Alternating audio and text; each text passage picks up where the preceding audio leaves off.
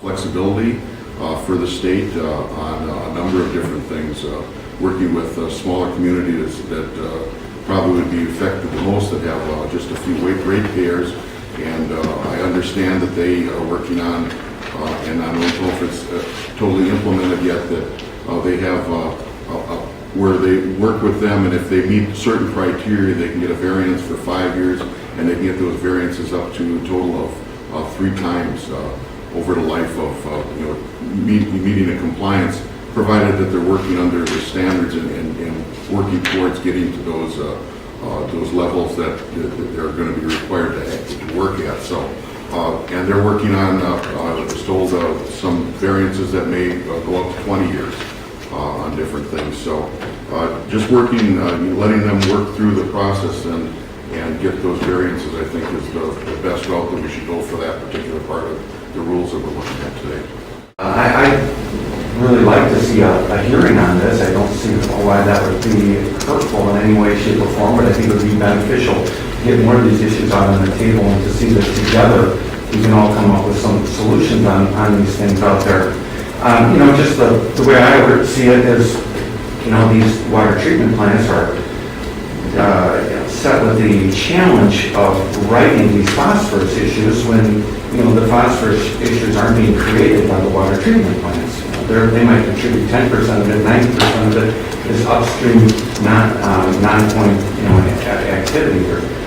And yet we're throwing potentially billions of dollars at these water treatment plants to fix a problem that they're not even causing. So it's really illogical, how it's being approached. Now, I understand, working with the ag departments and the filter strips and all that stuff, and that's good, and that's all part of the equation. But I think there's more to it too. And quite frankly, in some of the areas where I'm talking about, where they're having issues is in the Milwaukee River watershed. There's been these programs going on for years with filter strips and manure handling and all that kind of stuff. And they've really done, a lot of it. If not, some of them think they're basically saturated with the benefit they're going to see from that type of activity. But, we're all talking about jobs and economic development.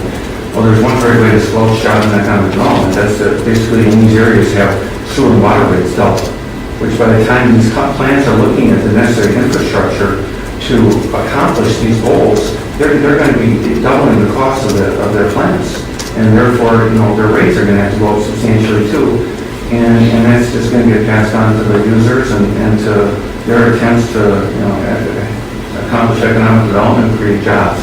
So I think this is really an important thing that, and I understand the constraints, but within those constraints, I just hope we can be as creative as we can to get to the ultimate solution of clean waters while minimizing the impact on our water utilities out there. What are these flexibilities that you're talking about?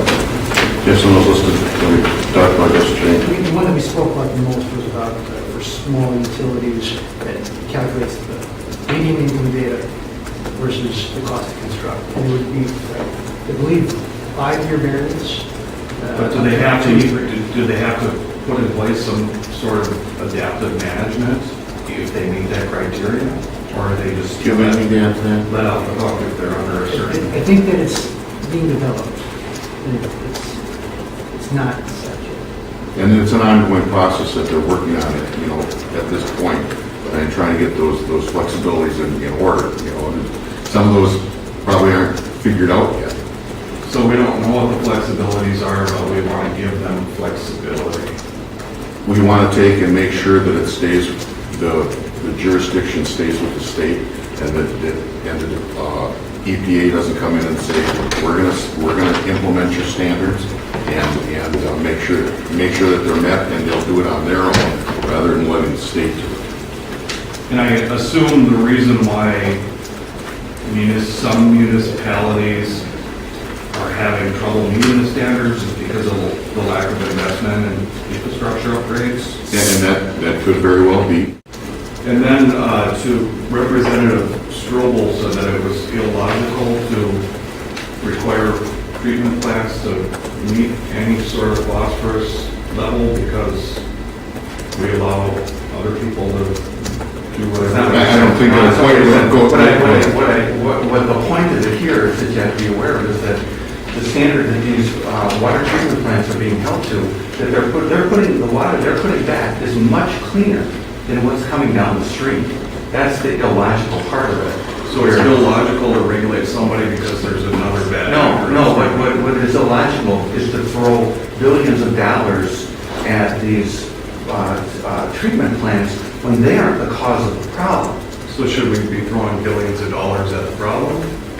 I think we need to spend money towards the problem. That's where the emphasis needs to be, the problem. And the problem isn't the water treatment plant, because you've got water treatment plants that are sending in water with phosphorus levels of half of what they are receiving. So what good is that to spend the money, okay, let's get them to put in a quarter of, or another half. Well, then it's a quarter of what they're receiving.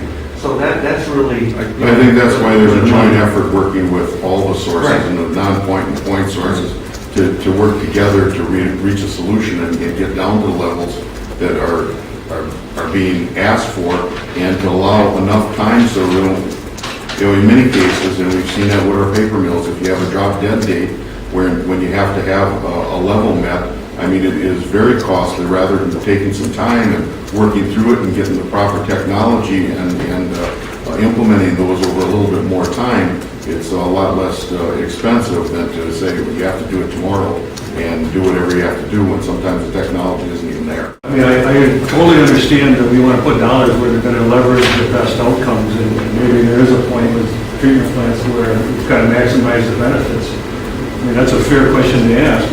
The hard part goes, if you want to go look at non-point sources and look upstream in the watersheds where a lot of the farmland is, we're dialing back the state's efforts to deal with phosphorus coming from agriculture. And we've got less funding than ever now for conservation programs, as Representative Danou said.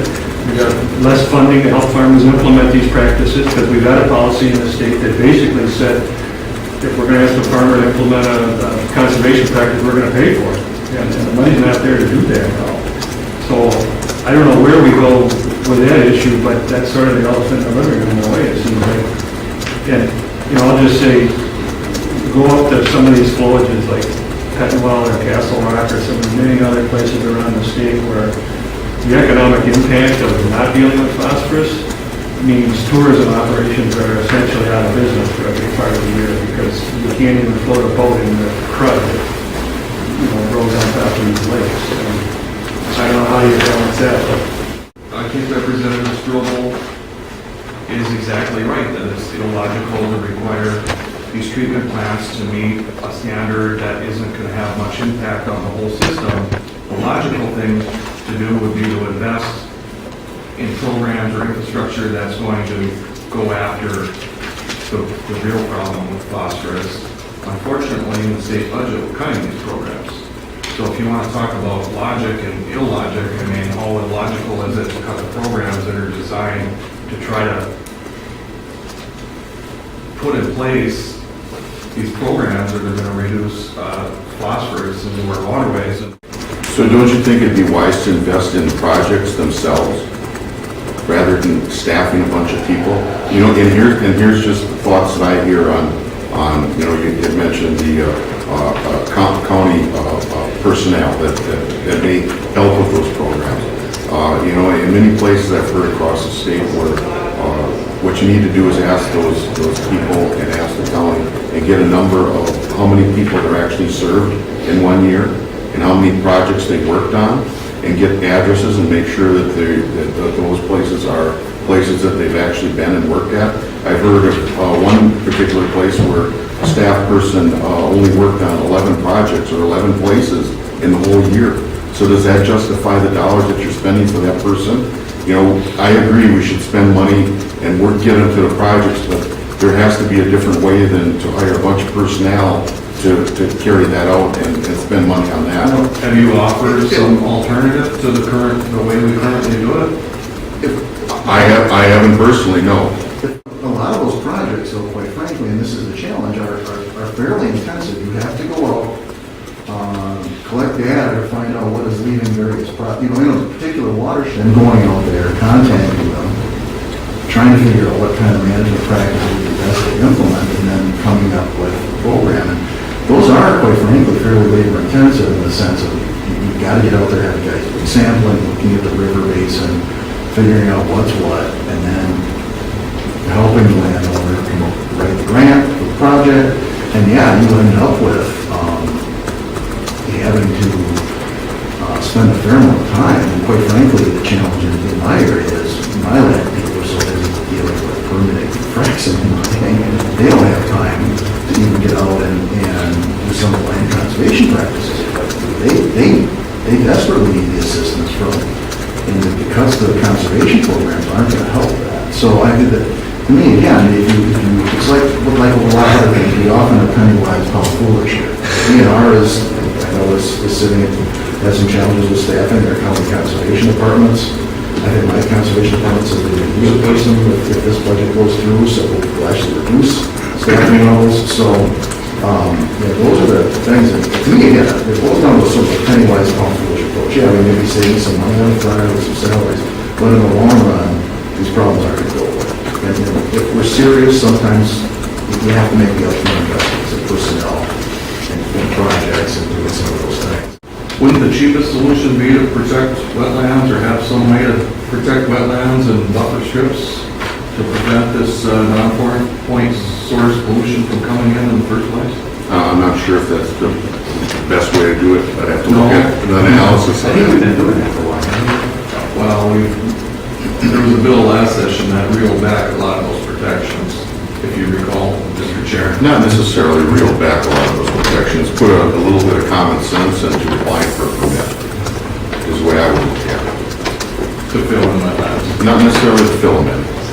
This is the time in the budget where a person can offer motions to join finance, to save the people for the conservation people. Would that be something this committee might be offered? I'm not sure, committee individual members, it's all a responsibility as a committee members to be able to do that. I'm not, it might be something that this committee, as a committee, we might consider drafting a letter or something to the Joint Finance Committee in a bipartisan fashion to say that we recognize that probably we may be thinking of saving some money, but long run, we need a position for you to continue to invest in.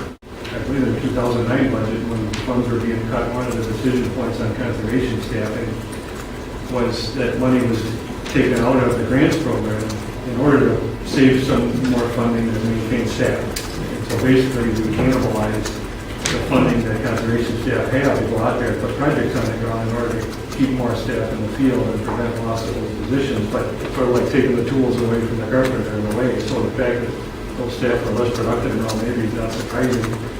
They don't have the same degree of funding to work with.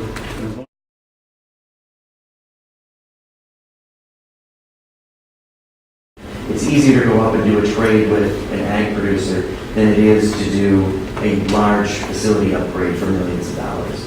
It's just more cost effective. Is this like carbon trading? Pollution trade. Pollution trade. You're getting But you're pollution out getting upstream. rid of the in the water one way or another, but you're using a more effective, Right, cost-effective way of doing it. rather than plain Wisconsin investing 333 households, ratepayers, investing $2 million, they're able to do $10,000 in chemicals and whatever it is to do the upgrades at their golf course, a minuscule fraction of the cost, and they're still meeting the standards that they need to meet. To me, that's a win-win. Obviously, the rules process that we're going through isn't going to get done this session, and probably maybe not even next session. So